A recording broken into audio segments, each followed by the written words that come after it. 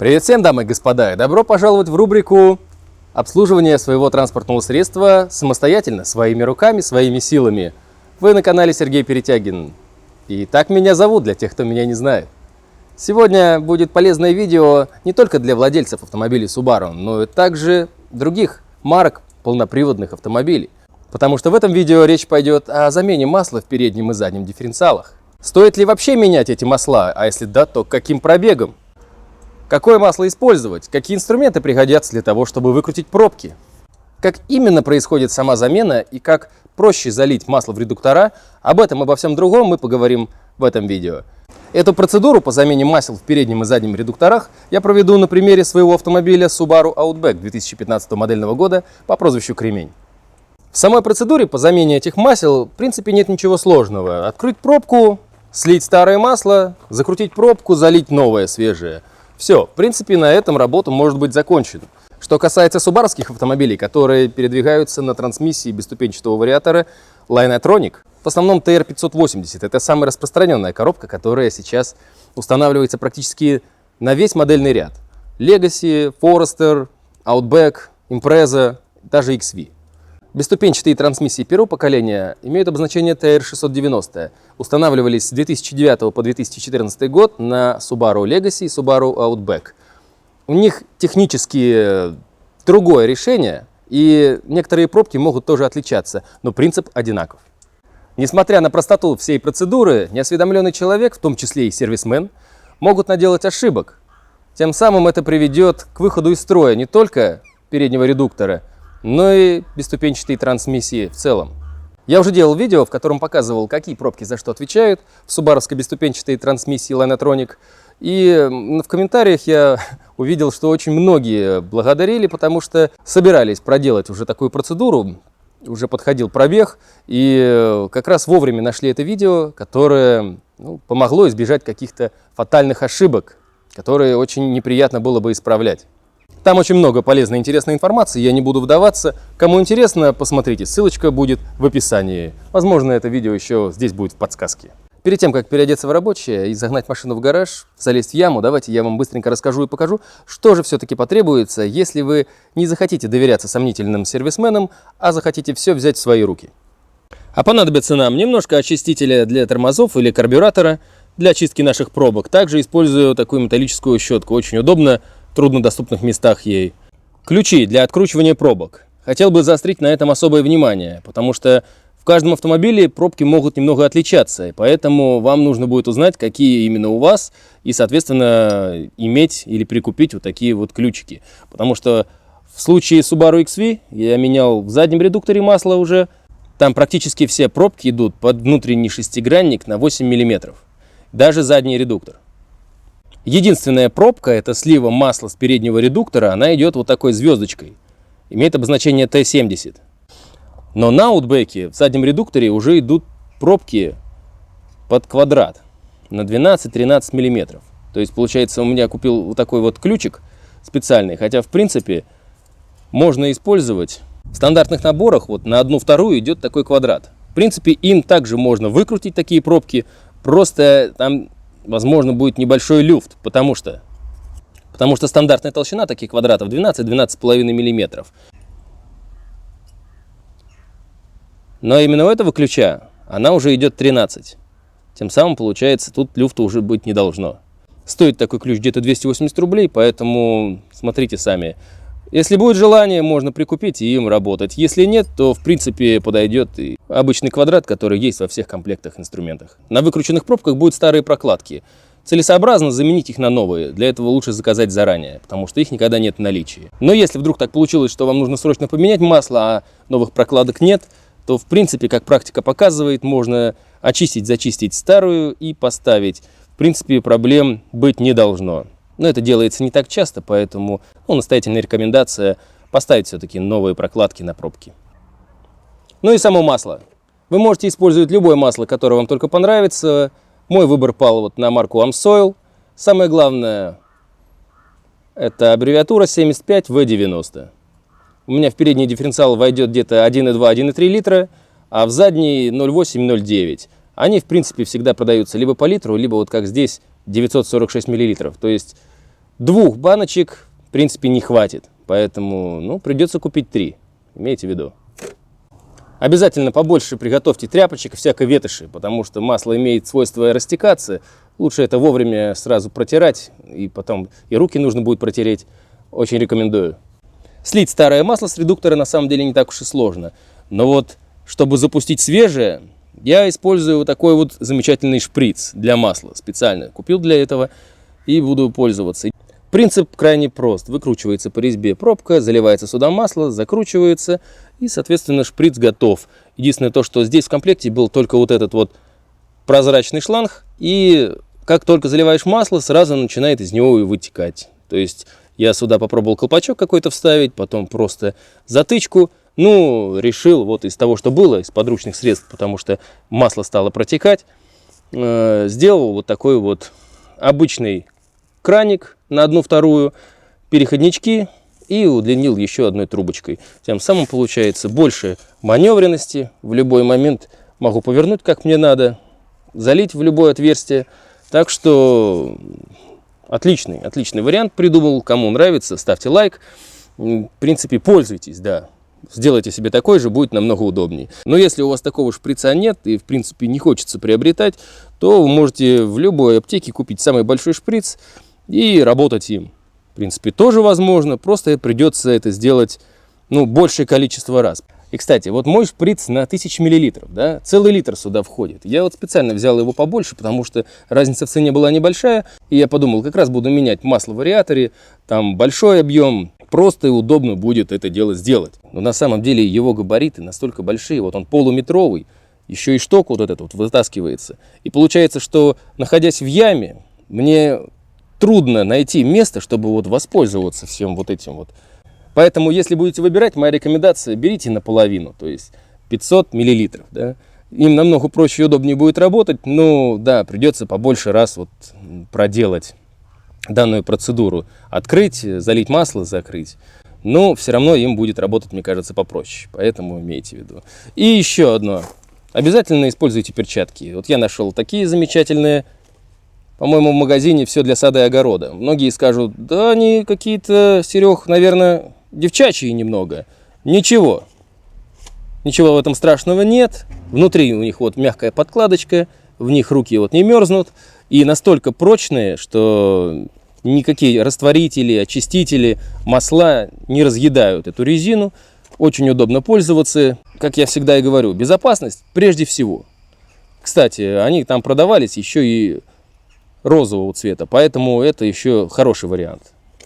Если вы из тех, кто боится запачкать руки, то не бойтесь. Я специально вот одену сейчас перчатки, а после того, как всю процедуру по замене масла проведу, сниму их и покажу, что руки у меня такими же и останутся, такими же чистыми. Вот, в принципе, и все, что нам понадобится. Если еще что-то выскочит, я обязательно об этом процессе скажу. И номера всех прокладок я также оставлю в описании. Прежде чем начнем, у меня тут новые колпачки супруга подарила, а то мои вообще какие-то уже невзрачные. Сейчас быстренько заменю.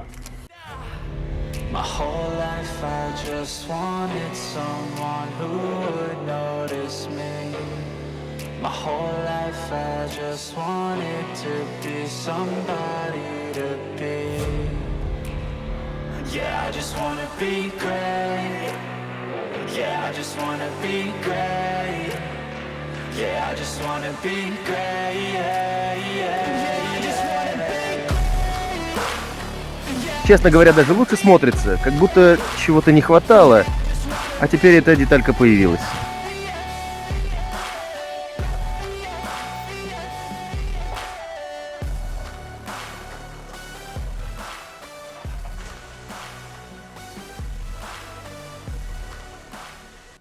Все, я под машиной и решил сразу начать с того, что поинтереснее, а именно с переднего дифференциала.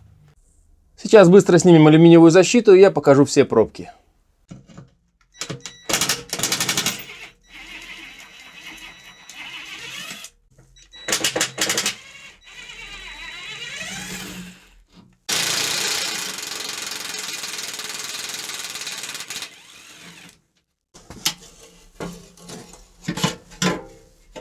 Итак, вот перед нами наш вариатор. Здесь на поддоне у нас сливная пробка. Никак ее вот не перепутаешь. Отсюда масло старое, грязное, вариаторное сливается. Отсюда же. Вот она пробочка. У нас заливная пробка для масла вариатора. Вы никак не перепутайте ее, потому что здесь такая ложбинка для того, чтобы масло как раз вот стекало. И нигде ничего не пачкало. Когда нагреваете до 35-45 градусов, масло лишнее начинает выходить, потому что добавляют масло, либо наоборот, оно вытекает с открытой пробкой при заведенном двигателе. А вот и здесь, в одном корпусе у нас находится наш дифференциал. Вот так он отделен. И здесь у нас пробочка чек, по которой мы будем отслеживать уровень залитого в передний дифференциал масла. А вот большая пробочка, единственная сама по себе такая, на ней даже написано вот рядышком тут Diff Oil. Как раз сливная пробочка для нашего дифференциала. Чек. Отслеживаем. Со звездочкой Diff Oil сливаем.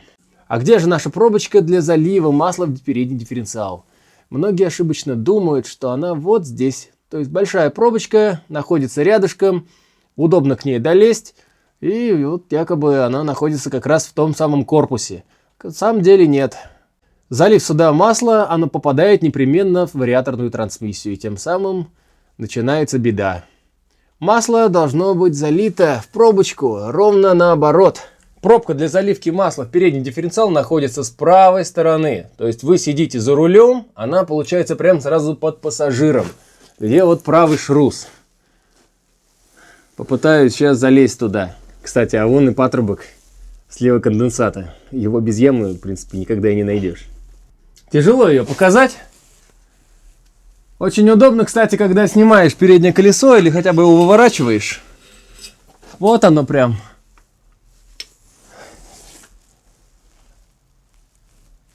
Вот она пробочка над передним шрусом.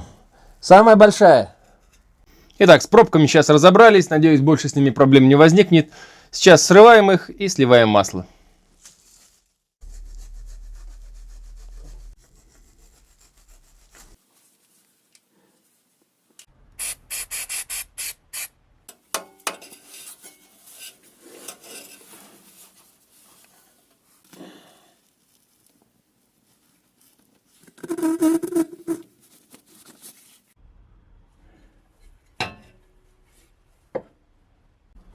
Ну, в общем, уже захрясла эта пробка, но с усилением одним, вторым удалось мне ее сорвать.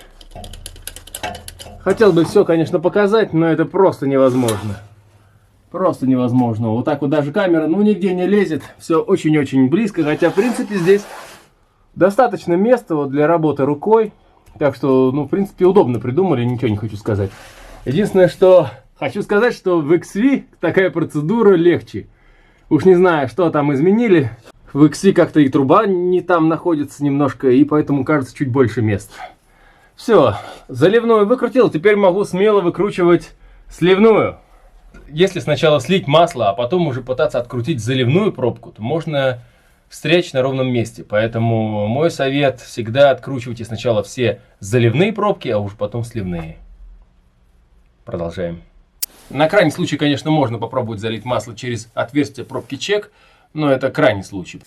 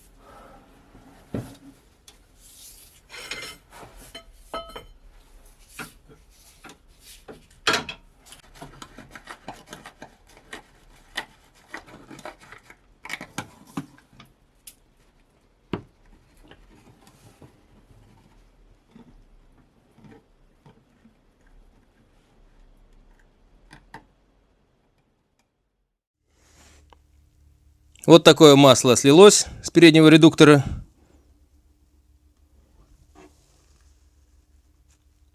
Видите, она немножко поблескивает. Вот как будто как металлик. Это и есть мелкодисперсионная пыль.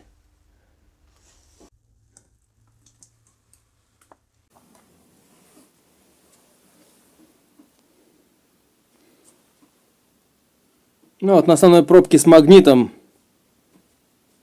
почти ничего нет. Ну вот какая-то жижа такая небольшая, может быть здесь именно пыль металлическая, но ее не так много. Стружки, ничего такого нет. Очень хорошо. Если подумать так, как я буксую, то хороший результат. Сейчас промоем пробки,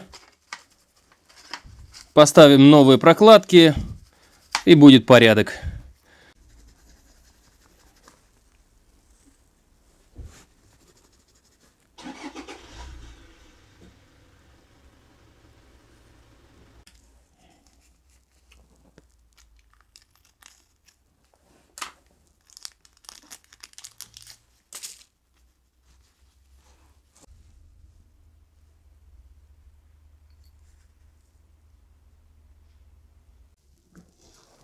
Закручивая пробки, всегда проверяйте, чтобы там не осталась старая прокладка. Вот как вот здесь вот. Там в темноте можно не разглядеть, поэтому всегда этот момент надо проверить, чтобы не получилось две прокладки на одной пробке. Хорошего от этого тоже, наверное, немного.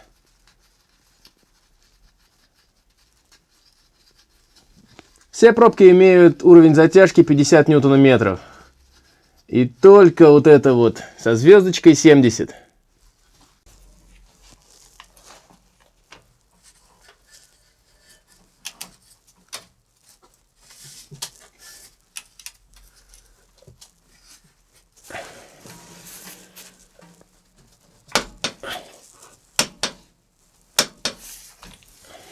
Чуть промою средством для карбюратора, чтобы видеть, что ничего нигде не подтекает. И насухо вытру. Теперь набираем шприц масла и заливаем его.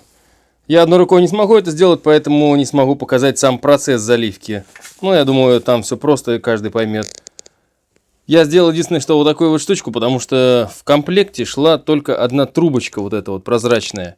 И, как показала практика, я на XV уже поменял, набираешь масло, и оно начинает отсюда вытекать. Я пробкой закрыл, но сейчас решил вот сделать такое замечательное приспособление. Обычный краник на 1/2, ну, то, что было под рукой, накрутил на него переходнички. Как только буду готов, открываю и начинаю заправлять маслом. Все, ни капли мимо. Приступим.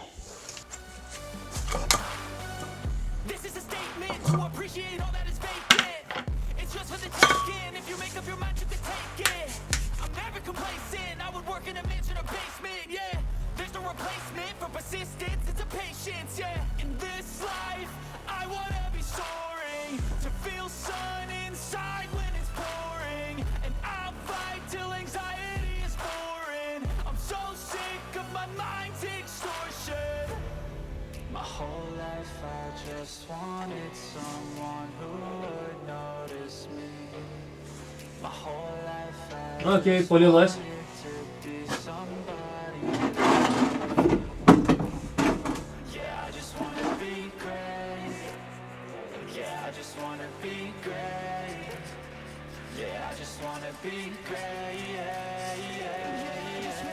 Так, далее на динамометрическом ключе выставляем 50 ньютонометров и затягиваем пробочку, которая у нас шестигранником на 8.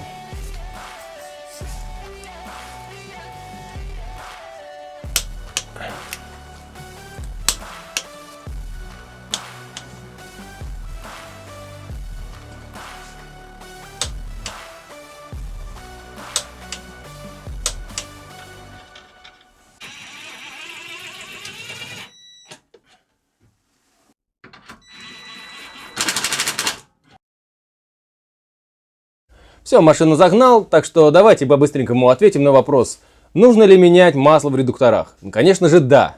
Потому что я знаю, что некоторые считают, что это же не двигатель внутреннего сгорания, где идет какая-то вот копоть, нагорь, и масло тем самым омывает, очищает двигатель. Здесь-то что? Если рассмотреть этот вопрос технически, то любой редуктор и дифференциал это в принципе просто шестеренки, которые постоянно испытывают на себе силы трения. И вот это масло 75В90, она как раз и несет в себе функции смазки для того, чтобы силу трения компенсировать, и в том числе и охлаждение. То есть не дать дифференциалу перегреться в каких-то критических ситуациях, когда идет пробуксовка колес, или вы, в принципе, передвигаетесь по внедорожью, каким-нибудь раскисшим, там, глубоким колеям. Но со временем даже самое лучшее сказочное масло теряет свои свойства. Оно больше не смазывает, оно больше не отводит тепло, потому что оно со временем даже загустевает, становится как мазут. Может быть, даже обратно в нефть однажды превратится. И в процессе работы механизма в любом случае появляется мелкодисперсионная пыль, а иногда даже может быть и стружка. И все это накапливается, тем самым потом работает как абразив, как наждак. То есть, если такое масло достаточно долго не менять, то концентрация будет увеличиваться, и что может привести к преждевременному износу и даже выходу из строя всего механизма. И да, на сливных пробках почти всегда есть магнит. Он молодец, хорошо справляется, к нему налипает вся эта мелкодисперсионная пыль, стружка, но как только она покрывается вот каким-то слоем, толстым достаточно, он уже перестает эффективно магнитить и собирать. И поэтому в этот момент как раз и необходимо поменять масло. Теперь мы подошли ко второму вопросу. Так когда требуется замена масла в переднем и заднем дифференциалах? Как правило, здесь устанавливает интервал именно производитель данного транспортного средства. Но они у всех приблизительно одинаковые. 50-60 тысяч километров. То есть в стандартной работе машины, если вы путешествуете по трассе, по городу, вы в принципе можете поменять в этом промежутке. Но если вы регулярно выезжаете на природу, любите побуксовать в снегу, а то и в грязи, то личная моя рекомендация заменить где-то 40-45 тысяч. То есть это несложная процедура, достаточно недорогая, но она продлит срок службы вашего автомобиля и ваших редукторов. У меня на заднем редукторе установлена защита алюминиевая, так что я сейчас быстренько ее сниму. У меня есть видео о том, как покупал, как устанавливал, поэтому, кому будет интересно, также оставлю ссылочку в описании.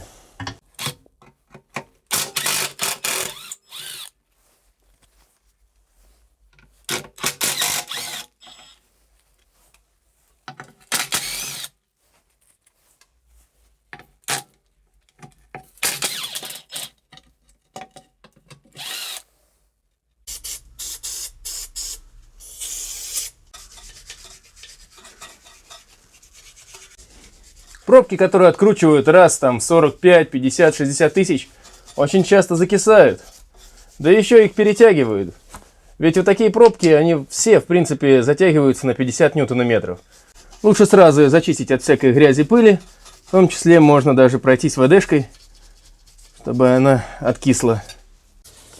Как я и говорил, в принципе, вот 12,5 мм, 13 мм. Что тот ключ подходит. Ну, небольшой люфт у него есть. Но, в принципе, не обязательно покупать специальный ключ. Прекрасно отворачивается вот обычным на 1/2, который есть в любом наборе инструментов. Ну, я приобрел, поэтому вот откручу им.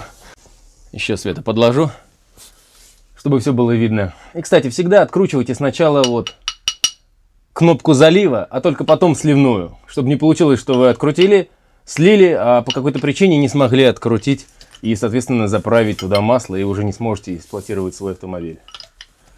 Так, с небольшим усилением.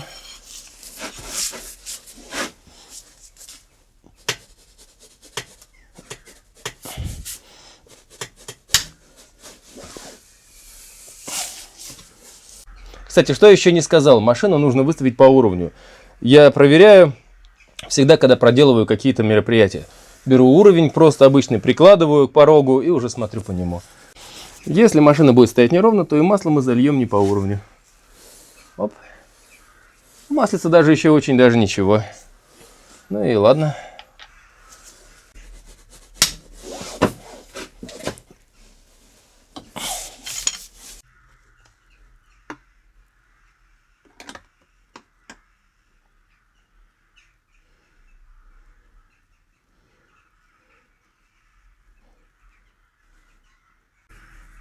Дадим ему как следует стечь.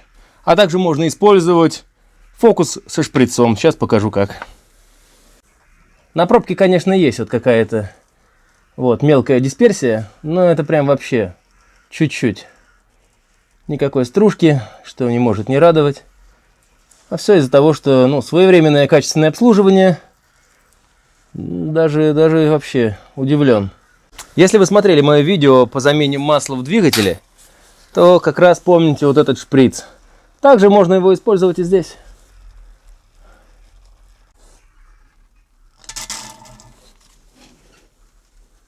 Вот таким нехитрым образом слилось масло. В принципе, когда оно пошло, оно выглядело достаточно светлым. Ну, вот такое вот оно в тюбике. А если посмотреть в общем сливе, то совсем оно не кажется уж чистым. А вот так вот выглядит свежая маслица. Я прикупил с Алиэкспресс эндоскоп, но он, к сожалению, не работает ни с одним современным смартфоном, в том числе не с Google Pixel.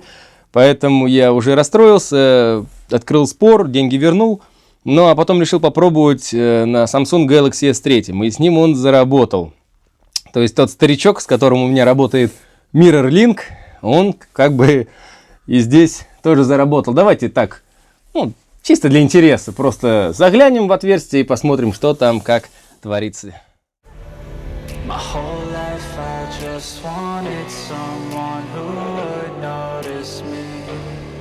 My whole life I just wanted to be somebody to be.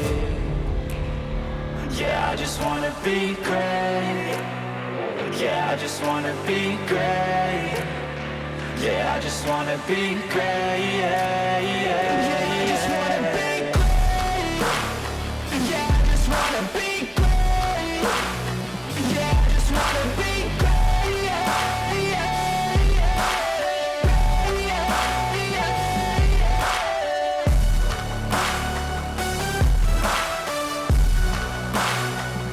Пробки я прочистил и промыл. Здесь никаких прокладок нет, как видите. Но пробки, которые шли на Subaru XV 12 модельного года, там они другие. И там, конечно, вот есть прокладка, точно такая же, как и спереди. И у них там под 8-миллиметровый шестигранник. Как раз они отворачиваются. Тоже с ними никаких проблем. Просто вот такая вот разная конструкция дифференциала. Имейте в виду. Сейчас все протрем. Вниз у нас идет пробка с магнитом. Ее первую закручиваем. Я ее сразу буду затягивать. Уровень затяжки 50 ньютонометров. Использую свой динамометрический ключ. Как его выбрать, настроить и пользоваться, у меня тоже есть видео. Также оставлю ссылочку в описании.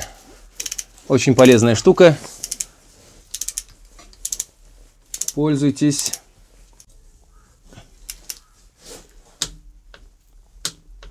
Теперь все просто. В верхнее отверстие заливаем масло, пока оно не польется обратно. Соответственно, уровень будет достигнут. Закрываем пробкой, можем ехать.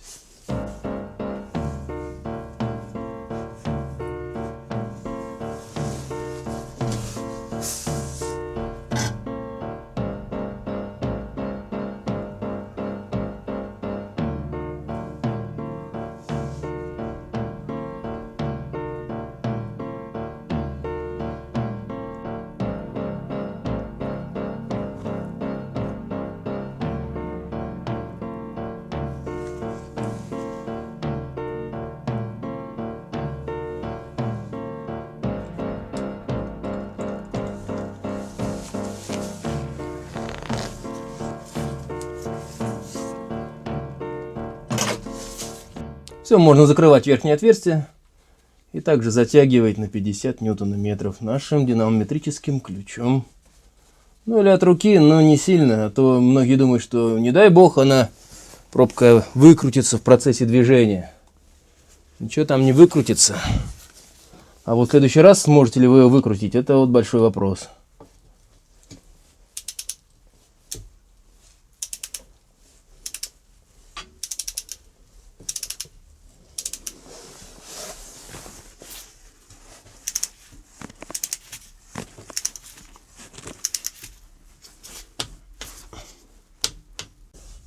Все тщательно вытираем. Немножко очистителем карбюратора или тормозов. А то получается на масляные пятна, потом пыль налипнет, будет грязь. Ни к чему это тут. Коррозия. Вот так вот.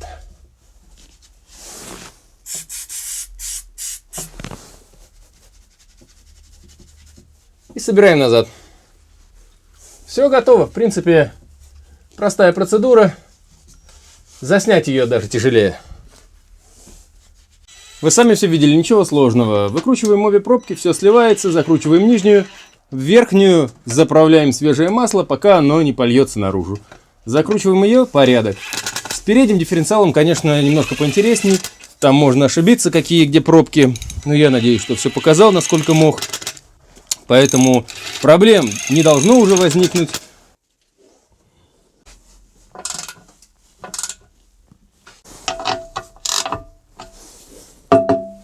Ну что, как вы видите, в принципе, вообще ничего сложного в заднем редукторе. Две пробки. Одну выкручиваешь, сливаешь масло, в другое отверстие заправляешь, пока не начнет вытекать. Как только струйка появилась, закрываем, все готово. С передним дифференциалом, конечно, поинтереснее. Там 3 пробки вместо 2.